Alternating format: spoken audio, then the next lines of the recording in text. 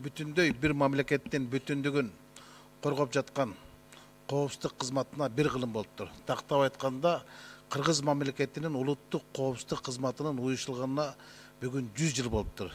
Учурдан пайдаланып ушул кезди аркалап жаткан мамлекетибизди калкалап, террористтерди талкалап жаткан Кыргыздын ушул кызматты түптөп кеткен аталарыбызга, ушул кызматты күчтөп кеткен агаларыбызга жана ушул кызматты аркалап келе жаткан чекистерге ийгилик каалап кетем. Мекенге арнаган кызматтары так болсун, жүрөктөрү ак болсун. Бул мамлекеттин эң маанилүү органынын 100 жылдык мааракеси мамлекет башчынын катышуусу менен мамлекеттик деңгээлде өтсө болду деген тилегим бар эле. Бирок кандай болгон күндө дагы биз ушул кесипти аркалап келе жаткан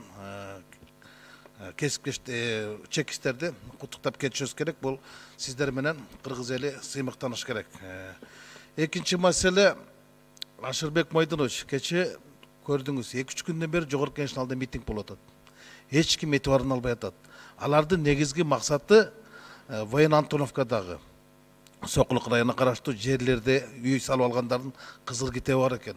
Ошолорду кыштын кычыраган күнүндө милиция менен барып, сот аткаруучулар үйлөрүн бузуп талкалап атат. Ким алаганда уруксат берди? Фашисттик Германиянын убагында да немистер орустардын үйлөрүн карапайым калктын талкалаган эмес да. Калкалаган да. Анан тетиги профсоюз Мессарашы көчөсүндө да соттун чечими деп эле үйлөрүн бардыгы милиция менен барып талкалап кыштын күнүнө кубалап чыгып атат. Ким андай кылды? Элдин бийлик болгон ишеними ушундайдан кетет. Ушул боюнча бир дагы өкмөттөн он жок. Мен сизге, Ашырбек Майдынович, кайрылам. Ушу митингге чыгып ушул жерде турушат, жогорку кеңештин депутаттардан суранып, ушул өкмөт бизди кыштында квартирабыздан кубалап талкалап атат деп. Бул деген эмне?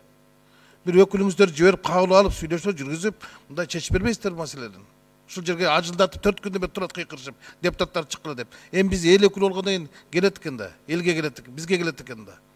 Үчүнчү маселе бул Акнет жөнүндө.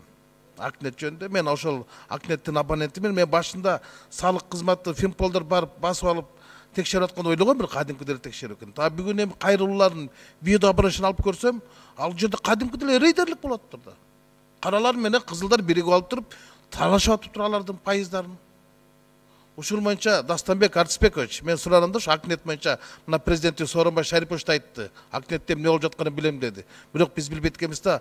Протоколдук тапшырма берсеңиз, профилдик комитетте жумуш топ түзүлүп, ушул Акнетте болуп жаткан ызычуулар боюнча иликтеп чыксын. Рахмат.